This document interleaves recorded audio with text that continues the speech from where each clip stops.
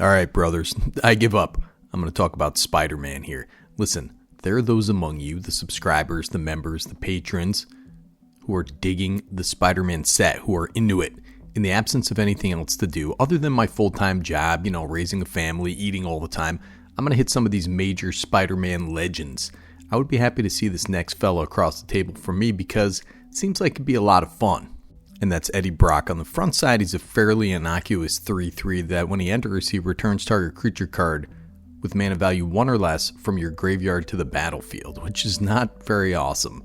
But he can transform, or on the backside, you can cast him as Venom Lethal Protector for 3 black, red, and a green. That's 6 mana for a legendary creature, Symbiote War Hero. He's a villain. Symbiote Hero Villain. What the hell's going on, dude? I can't even grok this, dude. How is something a hero villain? It's a 5/5 with menace, trample, and haste. Whenever Venom attacks, you may sacrifice another creature. If you do, draw X cards, then you may put a permanent card with mana value X or less from your hand onto the battlefield, where X is the sacrificed creature's mana value. We are Venom. This is kind of wild for 6 mana. I would basically ignore the front of this thing. Backside is where it's at. Not the first time I've heard that, you know what I'm saying? Kind of reminds me of Jund monsters from the past. You got Hensi Toolbox, Tori, Zeatora the Incinerator. One thing you need to know is that mana value is a copyable attribute. Take a card like Felden, for example. Felden of the Third Path. Classic, somewhat underpowered legend from Commander 2014. Tune a red and tap it. Create a token that's a copy of target creature card in your graveyard, except it's an artifact in addition to its other types, gains haste. Sacrifice it at the beginning of the next end step. So that token copy copies everything on the card, including the mana cost. Going back to Venom's ability, it doesn't say anything about non-token. All it cares about is that mana value. It's a pretty prime deck for Reanimator shenanigans too. You have a sack outlet right on the commander. You want your various entomb effects as well. Maybe pack in a less efficient one attached to a creature like the Gravebreaker Lamia. Yeah, get that Lamia out there, brother. It's 5 mana. It's a 4/4, has lifelink. When it enters, search your library for a card, put it into your graveyard, then shuffle. Great card to sacrifice. It's only 5. And what if you draw all lands? You draw 5 lands, that's all you have in your hand. Bummer. But wait, Venom says permanent, not non-land permanent. So, worst case scenarios, you get a land out of the thing, but, I think it's going to be pretty awesome, dude. Sack this thing, draw 5, no shame, plop it out, whatever you get, brother. And the other side of that coin is reanimation. If you're going to be tutoring things into the graveyard, you want to dig them right back out for later sacrifice by your boy Venom. Necromancy, animate dead. These are permanents as well. Just saying. If you have something juicy in the graveyard, you might just put those out, get that back. You can get in some crazy stuff. Nightmare Shepherd. This thing's an enchantment creature. It's a big old demon with flying. Whenever another non-token creature you control dies, you may exile it. If you do, create a token that's a copy of that creature, so it's going to copy the mana value. Except it's a little 1/1 and is a nightmare in addition to its other types, but you're going to sacrifice it for value. It's awesome. Now this guy also works with your entomb effects, or if you sacrifice it, bring it back. Abyssal Harvester. Tap, exile target creature card from a graveyard that was put there this turn. Create a token that's a copy of it, except it's a nightmare in addition to its other types. Then exile all other nightmare tokens you control. Listen, man, till the soil, spare no soul. Neath the darkness, nightmares grow. It's a children's nursery rhyme. I don't want my kid going to that nursery school, brother. Now, speaking of token copies, you have this little Bramble Sovereign out here. 2 green for a creature dryad. It's a 4/4. Whenever another non-token creature enters, you may pay 1 and a green. So you reanimate something with, say reanimate for 1 black mana, 1 and a green, create a token copy of it. That's rad, dude. Life runs wild amongst the tangled branches. People forget about this humble dryad, but this was an expensive card at one time, especially when it was first printed, and it's quite powerful. 4 mana for this is not bad. He's making bunnies now, but this deck he's going to be making demons.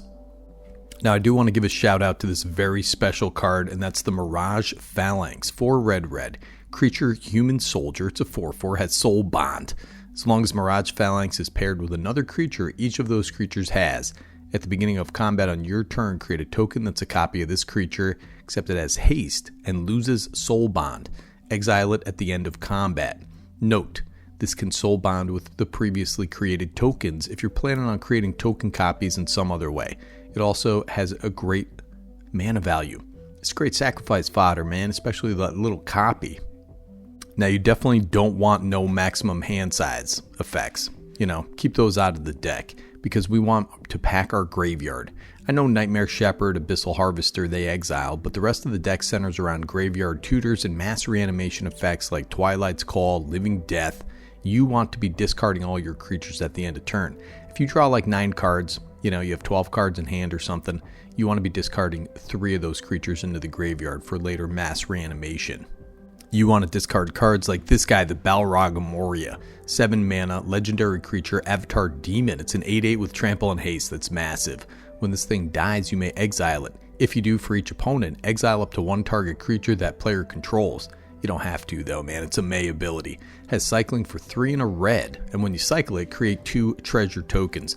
Great Reanimator target, great to cycle early, puts himself in the graveyard, and is only 37 cents. With the Balrog too, man, if it dies to the legend rule, you get that sweet dies trigger, man.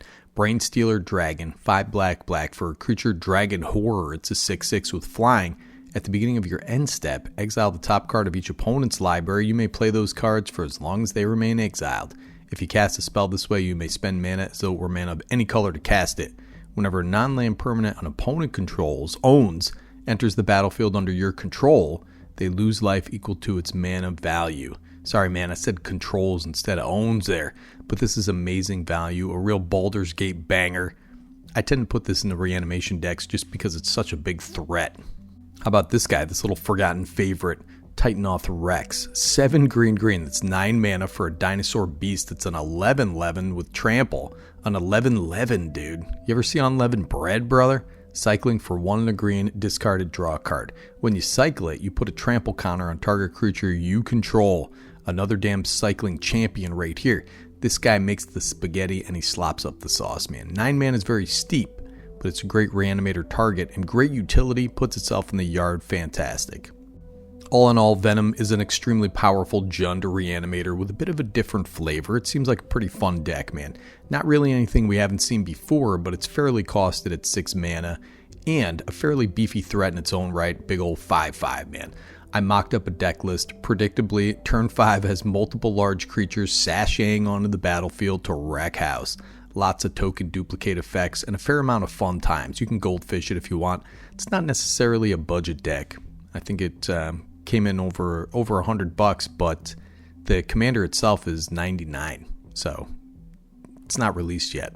Obviously those are pre-order prices. But anytime you see a card that says draw cards equal to whatever, you're in for a nutso time. And it's got haste. I mean, it's probably got everything, man. I really like that card. And that'll do it for me today. Check it out. Goldfish it. Be nice to animals and to yourself, dude. I'm going to tell you the same thing that Father McMurphy told me in Catholic school. Don't abuse yourself, laddie. God doesn't like that. He doesn't like it at all. Nikki G, Better Commander, signing off.